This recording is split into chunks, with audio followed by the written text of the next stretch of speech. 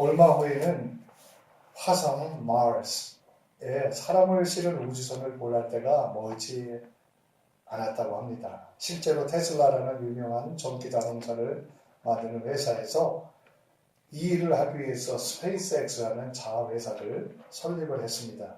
그리고 얼마 전 그 로켓을 띄워보내는 시험을 성공적으로 하였습니다.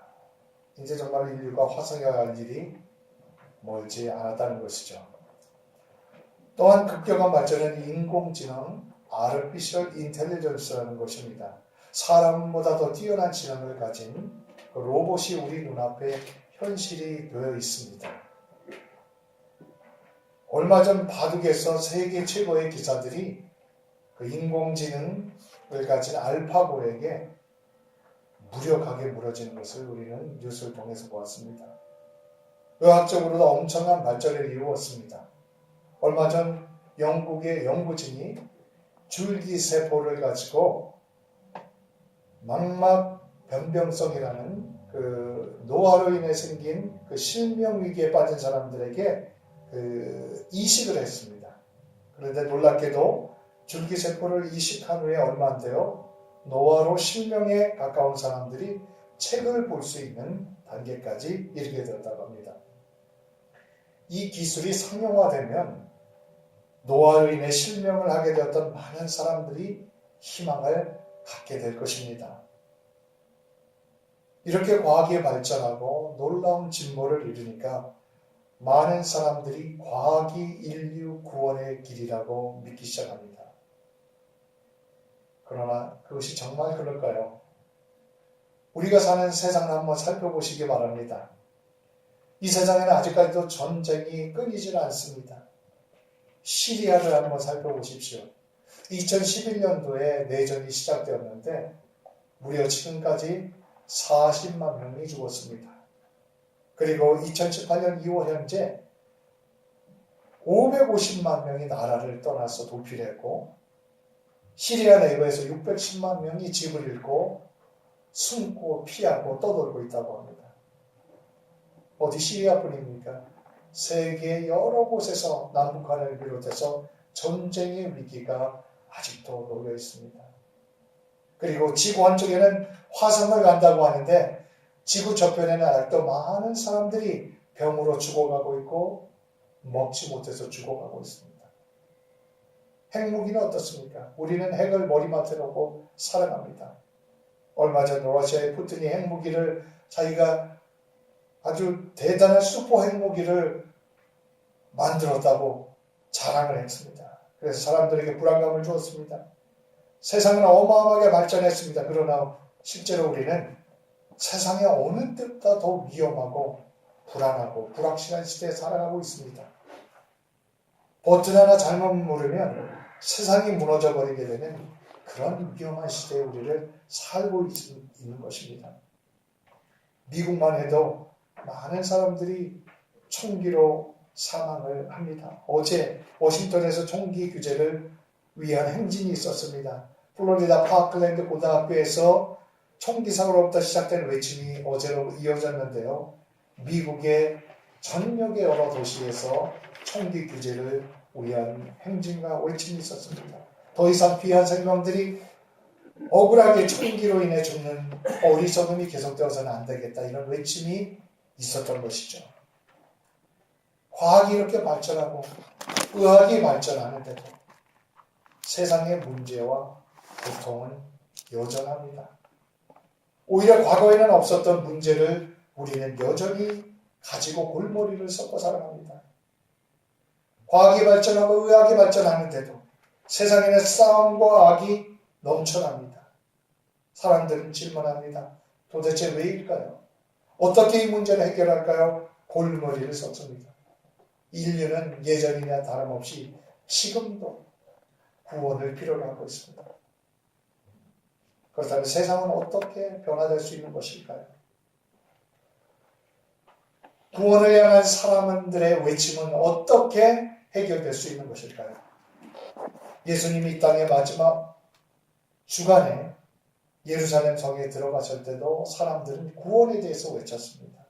호산나 호산나 종려나무 가지를 흔들면서 외쳤습니다. 이 호산나라는 말은 원컨대 구원하옵소서, save us now 이런 뜻입니다. 당시 유대인들은 너무 힘든 삶을 살았습니다.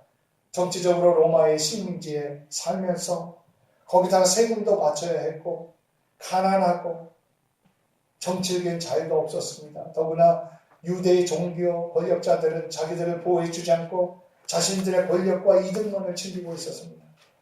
사람들은 희망을 가질 수가 없었습니다. 이런 절망 가운데 메시아로 보이는 예수님이 나타나서 수많은 기적을 행하고 선한 일들을 행하실 때 사람들은 꿈을 갖기 시작했습니다. 그리고 그가 마침내 예루살렘의 나귀를 타고 들어오실 때 사람들은 외쳤습니다. 호산나, 구원해 주시옵소서. 좀 세상 좀 바꿔주시옵소서. 이렇게는 못 살겠습니다. 외쳤습니다. 그러나 사실 그 중에 많은 사람들의 외침은 하나님이 생각하시는 구원보다는 정치적인 자유, 경제적인 안정에 그쳐 있었던 것이 사실입니다.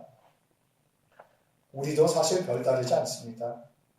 우리가 외치는 구원은 현세적인 것일 때가 많습니다. 하나님, 돈 좀 많이 벌게 해주세요.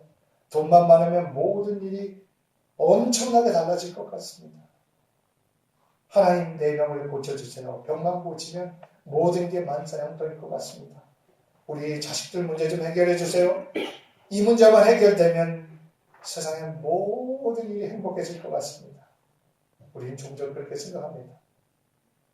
예수님은 우리의 이런 연약함과 필요를 이해해 주셨습니다. 그래서 배고픈 사람에게 먹을 것을 주라고 말씀하셨고 오병이의 기적으로 5,000명을 먹이셨습니다. 수많은 병자들을 성경에 보면 고치셨고 아들을 잃은 어머니를 불쌍히 여기셔서 아들을 살리는 기적도 베푸셨습니다. 그러나 이런 이적과 병고침, 부유하게 하는 것, 먹이는 것, 이런 것이 예수님의 궁극적인 목표는 아니었습니다. 그렇다면 예수님이 이 땅에 왜 오셨고 무엇을 향해서 가셨습니까? 예수님은 처음부터 한 가지 목표를 향해서 가셨습니다. 그것은 바로 십자가 길을 향해서 가신 것입니다. 그러므로 참다운 믿음은 우리가 예수님이 가신 십자가의 길, 그 십자가를 이해하는 데서 생겨날 수가 있습니다. 6월절이 될 때 서기 30년 거기는 순례자 때문에 정말 만원을 이루었습니다. 사람들은 드디어 이 세상에 유토피아가 오는구나 서로에게 말하면서 들떠 있었습니다. 행복해 있었습니다. 그런데 나귀를 타고 예루살렘에 호산나 환영을 받으며 들어가신 예수님은 불과 일주일도 못 되어서 십자가에 못 박히시는 사형수의 신세가 되었습니다. 호산나 외치던 사람들에게 예수님이 십자가에 못 박히는 것은 도저히 상상할 수 없는 일이었던 것입니다. 왜냐하면 십자가는 저주의 상징이었기 때문에 그렇습니다. 원래 십자가는 고대 아프리카나 페르시아, 그리스 등에서 행하던 처형 방법입니다. 로마는 이 처형 방법을 받아들였습니다. 그래서 정치적인 반역자들 그리고 극악한 강도들을 사형시킬 때 십자가 위에 세우고 그 위에서 사형을 시켰던 것이죠. 군인들이 십자가형을 집행합니다. 십자가형 판결이 나면 죄인을 심하게 채찍질하고 매 때리고 그 다음에 자기가 달린 십자가를 지고 죄수가 처형장까지 가도록 합니다. 그리고 처형장에 도착하면 십자가에 못 박고 난 후에 높이 세웠습니다. 죄인들은 많은 사람들이 보는 앞에서 공개 처형돼서 서서히 죽어갑니다. 어떨 때는 금방 죽지 않고 이틀, 3일까지 살아있는 죄수도 있었다고 합니다. 그래서 너무 고통스러울 경우 자비를 베푼다는 핑계하에 다리를 꺾어서 질식사하게 했다고 합니다. 그리고 죄인이 십자가에서 죽으면 영고자가 그 시신을 가져가게 되어 있고 없을 경우에는 십자가에 매달려 독수리 밥이 되는 경우가 흔했다고 합니다. 이렇게 십자가는 끔찍한 저주와 죽음의 상징이었습니다. 유대인들도 십자가를 싫어했습니다. 왜냐하면 구약의 말씀 가운데 나무에 달려 죽는 사람은 저주받는 사람이라는 그런 말씀이 신명기에 있습니다. 그래서 유대인들에게 십자가란 나무에 매달려 죽는 그것은 끔찍한 로마의 형벌이기도 하지만 유대인들의 신앙에 있어서 하나님께 저주를 받았다고 생각을 한 것입니다. 그래서 유대인들은 끔찍하게 십자가를 싫어했습니다. 유대인들이 아닌 이방인들은 십자가를 아주 미련하다고 생각했습니다. 그 천하고 저주스러운 죽음의 십자가를 메시아와 연결한다는 게 그 생각 자체, 그런 말 자체를 아주 어리석게 생각했다는 것입니다. 이런 십자가에 유대인들은 예수를 못 박아줄 것을 요청하며 외쳤습니다. 저주스러운 십자가에 죽음에 처해달라고 외쳤습니다. 유대 지도자들은 예수님을 신성모독으로 몰고 갔습니다. 그러면서 나라를 어지럽히는 자, 스스로 왕이라 칭한 자로 고소했습니다. 그리고 거짓 증인들을 세워서 예수님이 가이사에게 세를 내지 말라고 했다고 그렇게 선동하며 거짓 고소를 합니다. 로마 총독 빌라도는 신문을 합니다. 그 후에 나는 그에게서 죄를 찾지 못하겠다 이렇게 얘기를 합니다. 그래서 명절 때 죄인 중 한 사람을 사면하는 사면법을 사용하려고 합니다. 살인자 바바라와 예수 중 누구를 내어줄까 백성들에게 이야기합니다. 아마 빌라도는 사람들이 예수를 내어달라고 말할 줄 기대했을 것입니다. 그러나 군중들은 대제사장에게 선동되어 미친 듯이 바바라를 내어주고 바라바를 내어주고 그리고 예수를 못 박으라고 이렇게 외치고 있었습니다. 결국 예수님은 사형수가 되어 로마 군인에게 끌려가십니다. 로마 군병들은 침을 뱉으며 모욕하며 예수님을 끌고 갑니다. 예수님의 옷을 벗기고 자색 옷을 입히며 놀립니다. 잔인하게도 예수님의 머리에 가시관을 씌웁니다. 그리고 유대인의 왕이여 하면서 자신들끼리 킥킥거리며 예수님을 희롱합니다. 침을 뱉고 갈대로 머리를 치고 다시 자색 옷을 벗겨 원래 옷을 입힌 후에 십자가를 치고 끌고 가게 합니다. 로마 군병, 군중들, 종교 지도자들, 빌라도 사실 이들은 자신들의 가정에 돌아가면 아주 평범하고 어쩌면 훌륭하기까지 한 그런 사람들이었을 것입니다. 훌륭한 부모였을지도 모릅니다. 그런데 십자가 앞에서 인간의 죄성이 철저하게 드러나고 있었습니다.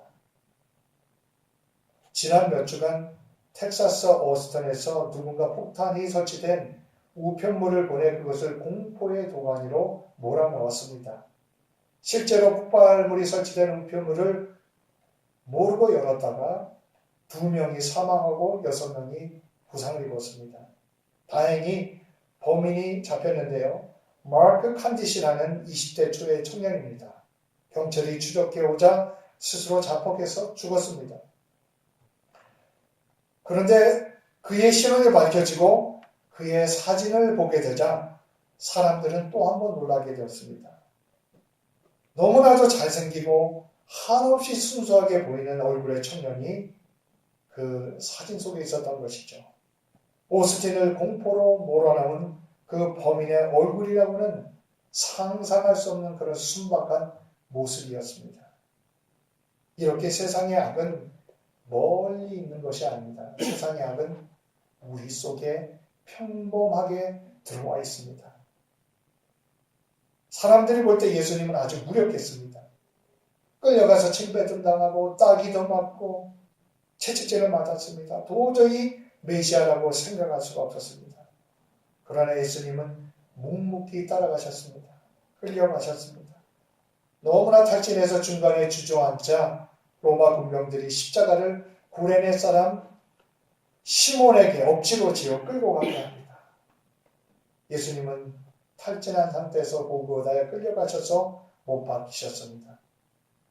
예수님이 십자가에 못 박히시자 지나가는 자들은 머리를 흔들며 십자가에 못 박힌 예수님을 모욕하면서 말합니다. 성전을 다 헐고 3일 만에 짓는다며, 또 어떤 이들은 네가 메시아면 십자가에서 내려와 보라. 조롱합니다.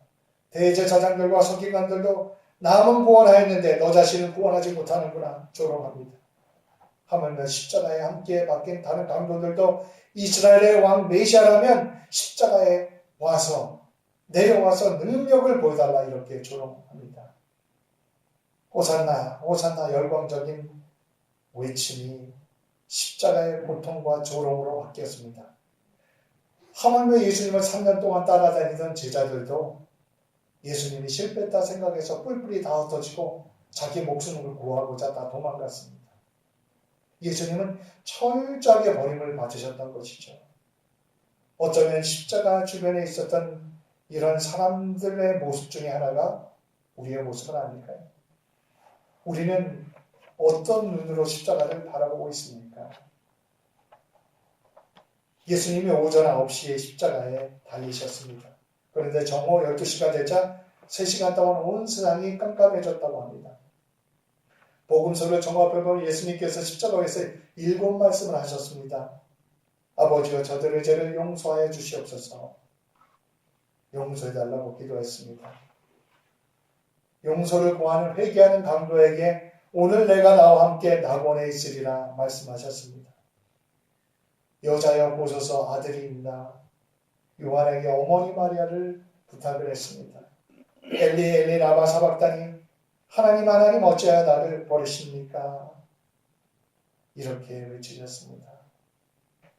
인간의 몸을 입고 오셨기에 인간으로 처절한 버림의 아픔을 고백하셨던 것입니다. 그리고 목마르다 말씀하셨습니다. 그리고 예수님께서는 다 이루었다 말씀하신 후에 아버지 내 영혼을 아버지의 손에 부탁합니다 라고 말씀하신 후에 운명하셨다고 성경은 증거하고 있습니다. 그런데 예수님께서 왜 죽으시야만 했던 것일까요? 왜 사랑의 하나님이 꼭 이렇게까지 잔인한 방식을 택하셔야만 했을까요? 십자가라는 끔찍하고 저주스러운 죽음을 통해서 독생자 예수를 죽게 만드셔야만 했을까요? 하나님이 전능하신데 다른 방법으로 세상을 구원할 수는 없었을까요? 여기에 대한 대답은 십자가만이 하나님께서 준비하신 가장 완벽하고 지혜로운 길이라는 것입니다. 고린도전서 1장의 사도 바울은 십자가의 도가 멸망하는 자들에게는 미련한 것이지만 구원을 받는 우리에게는 하나님의 능력이다, 이렇게 말씀하고 있습니다. 하나님은 거룩하시고 죄를 미워하시는 분입니다. 하나님은 정의로우신 분입니다. 하나님은 죄를 그냥 모른 척하고 마음대로 죄짓고 살아라, 그렇게 하실 수 있는 분이 결코 아닙니다. 그런데 문제는 모든 인간들이 죄인이 되었습니다. 크든 적든 죄인은 죄인입니다. 죄인은 반드시 대가가 필요합니다. 하나님의 정의에 따르면 인간은 그 대가를 치르기 위해서 모두가 벌을 받고 죽어야만 합니다. 그런데 문제는 이 인간이 어느 무엇으로도 죄를 속량할 수가 없다는 데 문제가 있습니다. 로마서 3장에 바울은 그 사실을 말씀하고 있습니다. 모든 인간이 죄를 범함에 하나님의 영광에 이르지 못했더니, 사람의 착한 행실, 때로는 수행, 도를 닦는 일, 모든 것이 다 귀하고 훌륭합니다. 그런데 문제는 이런 사람의 공로와 노력을 가지고 결코 하나님의 의에 도달할 수 없다는 데 문제가 있습니다. 그래서 인간은 그 대가를 치를 능력이 없습니다. 그러나 하나님은 인간을 너무 사랑합니다. 그냥 사랑하는 인간을 죽게 할 수가 없습니다. 그래서 하나님은 그 대가를 치를 수 있는 단 한 분, 예수 그리스도를 이 땅에 보내셨습니다. 그 문제를 해결할 수 있는 유일한 분이 바로 예수 그리스도이시기 때문입니다. 요한은 하나님이 세상을 이처럼 사랑하사 독생자를 주셨으니 이는 저를 믿는 자마다 멸망치 않고 영생을 얻게 하려 합니다, 이렇게 말씀하고 있습니다.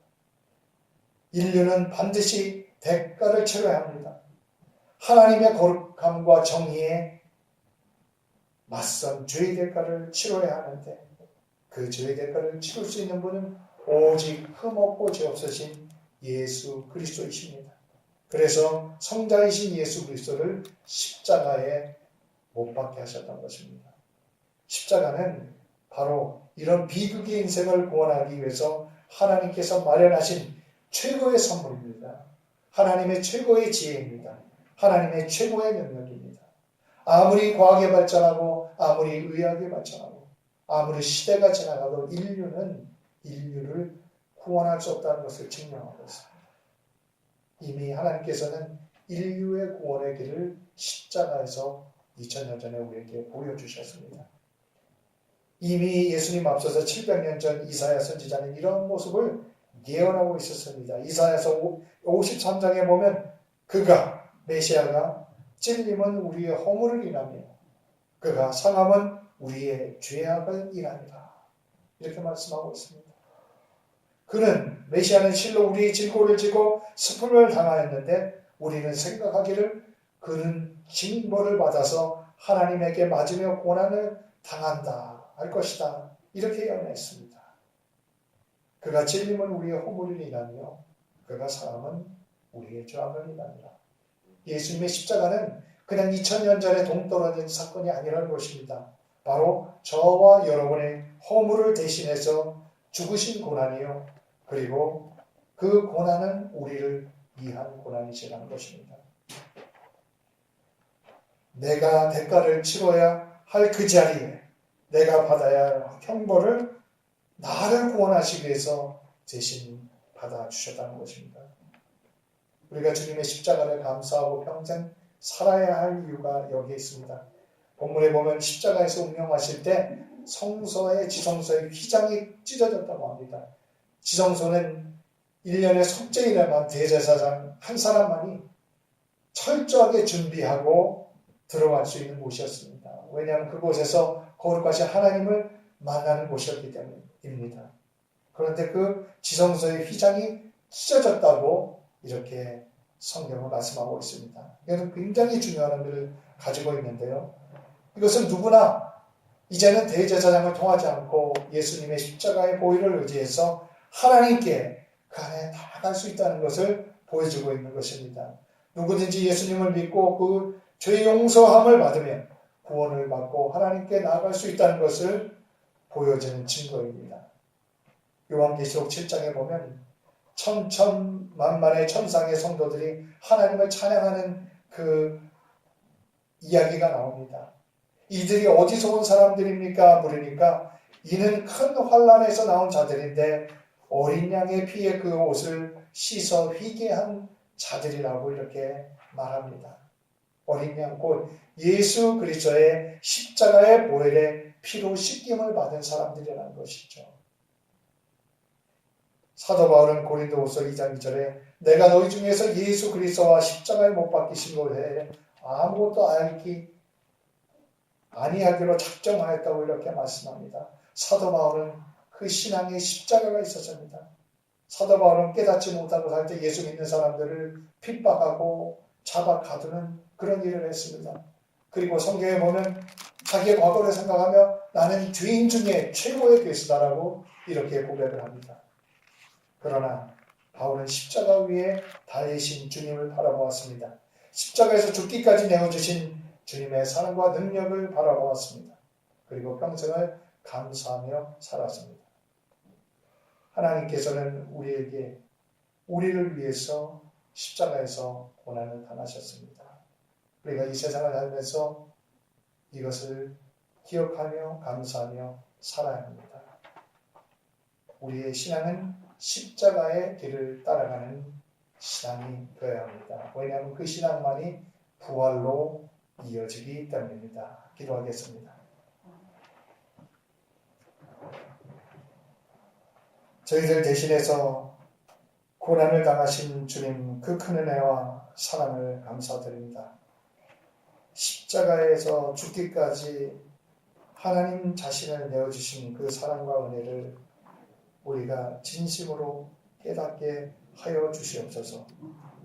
고난 많고 힘든 일 많은 세상에서 고난만 보지 말고 십자가에 죽기까지 달려서 우리를 위하시고 지금도 성령을 통해서 우리를 돌보시는 주님을 바라보고 용기와 소망을 갖고 살게 하여 주시옵소서. 저희가 세상에서 십자가를 외면하고 영광만 보지 않게 하여 주시옵소서. 십자가의 길을 따라 걸을 수 있는 믿음과 용기를 갖게 하여 주시옵소서. 그리하여 십자가를 통해 얻어진 그 부활의 승리와 영광을 모두가 누리는 저희들 되게 하여 주시옵소서. 예수님 이름으로 기도드립니다. 아멘.